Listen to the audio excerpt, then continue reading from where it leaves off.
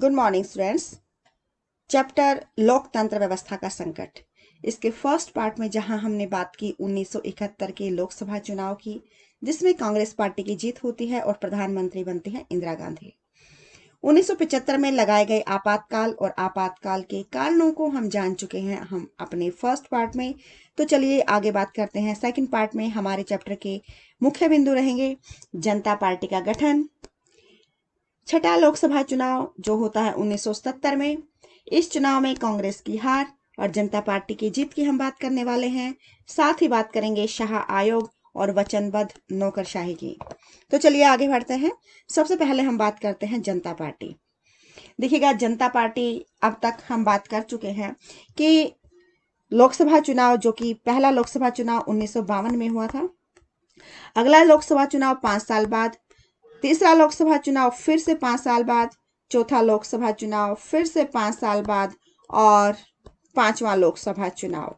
यहां तक हम बात कर चुके हैं कि जनता पार्टी उस समय तक नहीं थी, केवल कांग्रेस अपना प्रभुत्व जमाए हुए थी। इन पांचों लोकसभा चुनाव में कांग्रेस पार्टी जीतती आ रही थी, लेकिन जैसे ही आपातकाल हटाया जाता है 1970 में, तो गठन होता है जनता पार्टी का।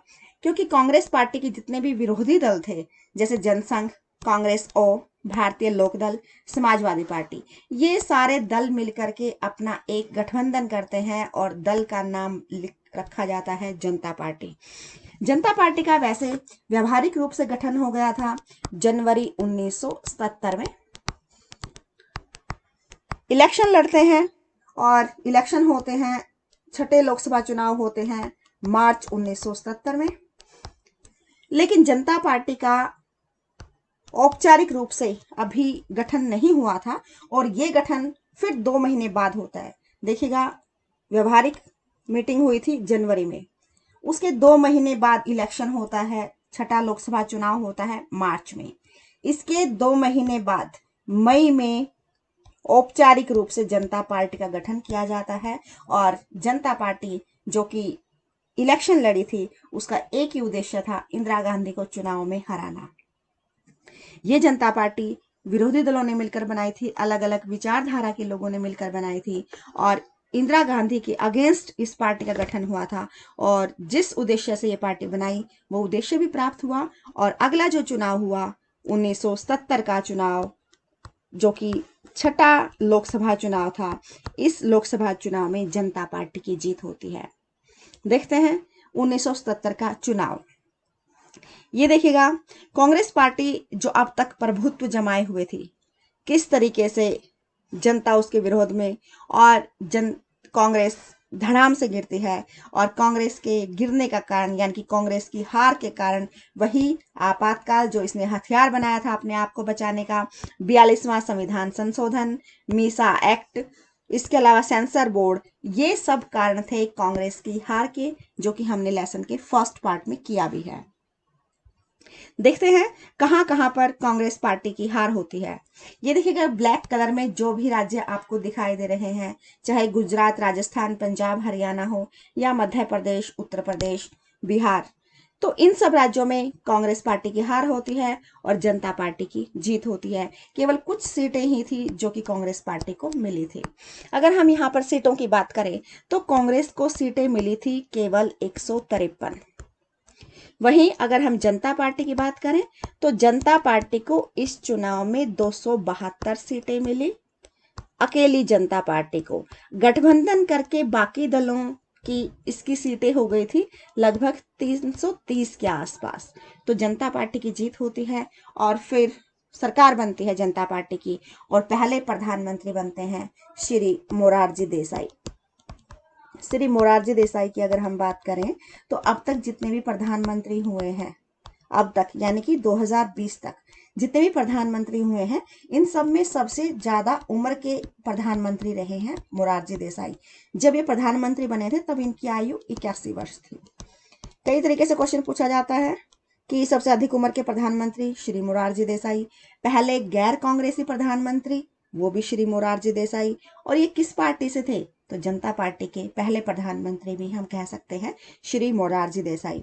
अब मोरारजी देसाई की बात करें तो देखिएगा, जनता पार्टी गठबंधन करके बनाई गई थी। तो मोरारजी देसाई 18 महीने तक प्रधानमंत्री रहे और जब ये प्रधानमंत्री थे तो उप प्रधानमंत्री बनाया गया था चौधरी चरण सिंह को। ठीक है, बाद में चौधरी चरण सिंह प्रधानमंत्री बने। 18 महीने मोरारजी देसाई के रहने के बाद चरण सिंह प्रधानमंत्री बनते हैं और ये रहे केवल 4 महीने। आगे हम बात करते हैं शाह आयोग की। देखिएगा, जैसे ही जनता पार्टी बनती है, सरकार बनाती है, उसके बाद एक जांच आयोग बिठाया जाता है। जांच आयोग किस चीज की जांच? ये जांच करना कि इंदिरा गांधी ने जब आपातकाल लगाया उस समय जनता पर क्या ज्यादतियां की गई थी, क्या गलत हुआ था जनता के साथ।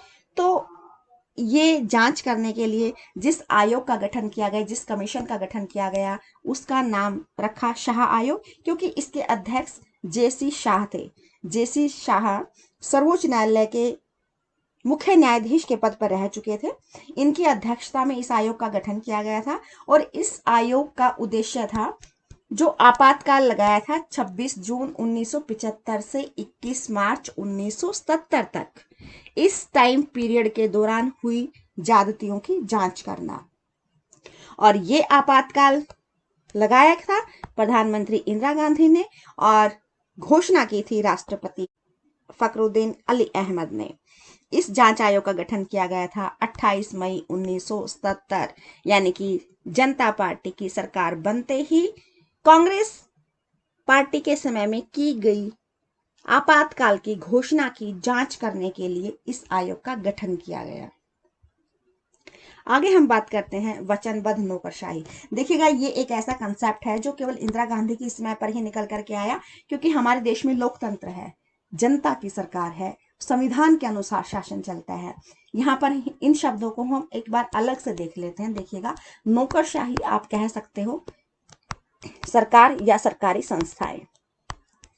आपको पता है कि हमारे देश में सरकार के 3 अंग हैं। विधान पालिका जो कि कानून बनाती है, कार्यपालिका जो कि कानूनों को लागू करती है, और न्यायपालिका जो कि न्याय करती है। हमारे संविधान के अनुसार इन तीनों का अपना अलग एरिया है कि विधान पालिका अपने एरिया में काम करेगी, कार्यपालिका अपने एरिया में काम करेगी और न्यायपालिका का अपना अलग एरिया होगा। लेकिन इंदिरा गांधी के समय में ये कंसेप्ट निकल करके आया, वचनबद्ध, यानी कि दूसरे की योजना के अनुसार काम करना, दूसरे के वचनों में बंधा हुआ होना। जब सरकार दूसरे की योजनाओं में बंद करके काम करेगी तो कभी भी वो निष्पक्ष होकर काम नहीं कर सकती। लेकिन इंदिरा गांधी के समय पर ऐसा हुआ, निष्पक्ष होकर सरकार ने काम नहीं किया। तो यहाँ पर ये कंसेप्ट की यहाँ बात की गई है और साथ ही वचनबद्ध नौकरशाही के साथ साथ वचनबद्ध न्यायपालिका की भी यहाँ पर बात की गई है। और न्यायपालिका के बारे में तो हम फर्स्ट पार्ट में भी हमने कहा कि कैसे इंदिरा गांधी ने न्यायपालिका पर अपना प्रभुत्व जमाने की कोशिश की। इंदिरा गांधी ने कोशिश की कि न्यायपालिका पर मैं अपना पूरा होल्ड रखूं। कैसे? जैसे सीनियरिटी के बेस पर मुख्य न्यायाधीश बनता है, लेकिन सीनियर की बजाय जूनियर को न्यायाधीश बना दिया गया। इसके अलावा इंदिरा गांधी ने अपनी मर्जी से इन न्यायाधीशों का ट्रांसफर किया। जो पोस्ट खाली थी उनको भरने से मना कर दिया। टेम्परेरी जज लगाए जो सरकार के फेवर में काम करेंगे, जिनको कम सैलरी दी जानी थी। तो इस तरीके से कांग्रेस ने अपने वफादारों को राज्यपाल, राजदूत या फिर कोई और डिपार्टमेंट सौंप दिया ताकि वो इंदिरा गांधी के हिसाब से काम करें और जो हमारा संविधान है उसके अकॉर्डिंग काम करने की पावर उनके पास कम रहे और इंदिरा गांधी अपना प्रभुत्व उनके ऊपर रख सके। ये थी हमारे लोकतंत्र व्यवस्था के समक्ष कुछ संकट के हमने बात की। Thank you, have a nice day.